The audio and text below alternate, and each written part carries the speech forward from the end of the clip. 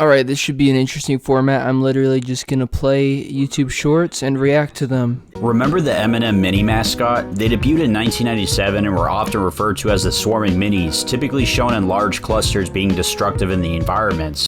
I don't remember this at all. I must be too young. They often trolled red and yellow in the commercials, doing stuff like trapping them in an M&M container and getting them thrown into a dumpster, or forming a fake horizon to have the duo drive off a cliff.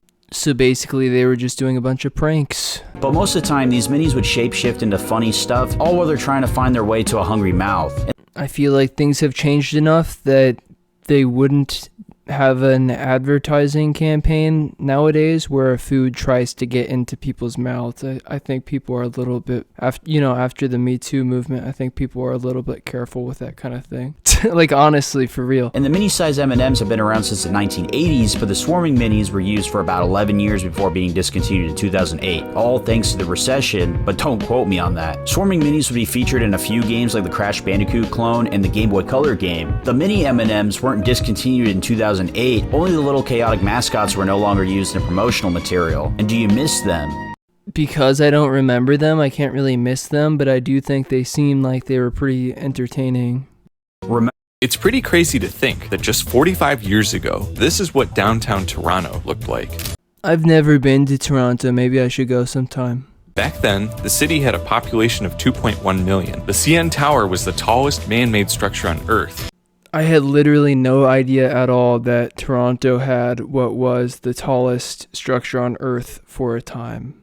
And the city's tallest skyscraper ranked 8th in the world and also stood as the tallest outside of Chicago or New York. On this picture, you get a sense of how central railroads once were to Toronto, while also realizing iconic venues like the Sky Dome hadn't even been built yet. Compare that same view today, and the transformation is dramatic. A forest of new towers obscuring the financial district, and most rail traffic gone, pushed out toward the suburbs. Not to mention the giant fence.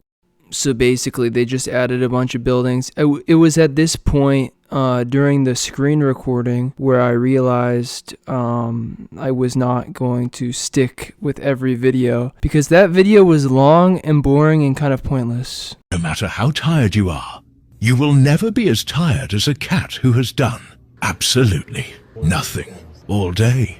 That was just a cute kind of cat video. You know, cat videos, I always think of the regular show episode about cat videos, and that's a crazy episode, and I recommend it. Pretty much what happens is Mordecai and Rigby get Benson addicted to watching cat videos, and then Benson goes to the studio where they make the cat videos, and they actually just make him into a cat. And they have him act like a cat, and it gets crazy. And that's what I think of now when I think of cat videos. Looking at my bitch, I bet she give your ass a bone. Looking at my wrist, it'll turn your ass to stone. So the caption says this is what Sabrina Carpenter sounds like to girls. That's kind of funny, I guess. I like the song. It's a good song. I don't know if this is from the official music video. I mean, I guess it would have to be, but I think it's a Kanye West song. Stretch limousine, sipping rose. I have no fear of either the Trump administration or speaking out loudly upon the message of the gospel.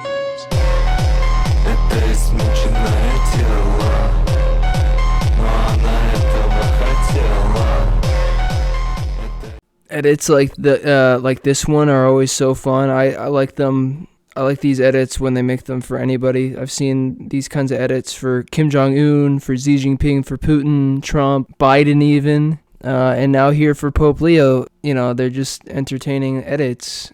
Minus 20, you gotta eat your food quick, otherwise it's gonna be cold.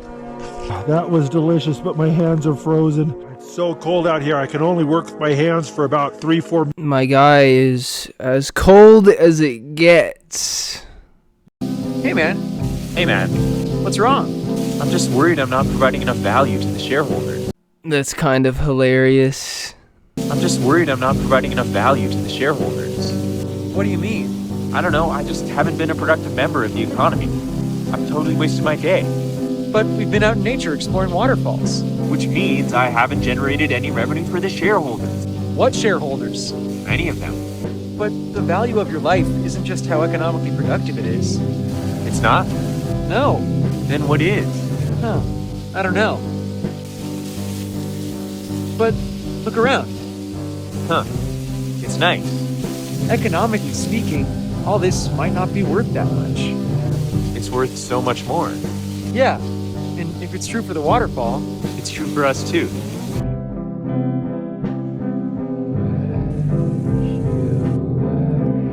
That's a good channel. That's a wholesome channel. It's a wholesome video. It's a good video. You know, nature, kind of some Taoist ideas, kind of some simplicity ideas, definitely ideas that I agree with. The most annoying ad from the 2000s. It was the head-on commercials that debuted in the mid-2000s, intentionally designed to be repetitive and annoying to save on the advertisement's production costs. I don't know if this was a real ad or not. I can't tell.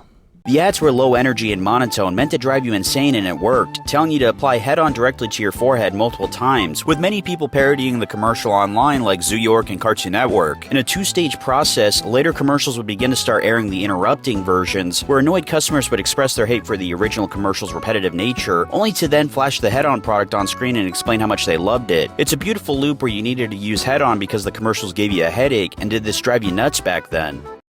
That's really like an amazing story, to be honest.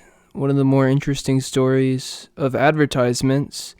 And so apparently I'm getting a lot of YouTube shorts about the history of advertisements, of like old advertisement campaigns. That's what I'm seeing a lot of. Because we started the video with the short about the M&M ad campaign, and then we got this headache ad campaign. So that's 2 out of like 5 shorts that I watched that are just about ad campaigns. Anyway, that's it for this video. Thank you so much for watching. Make sure to like and share the video with your friends. Share the video with your friends. Text the video to your friends.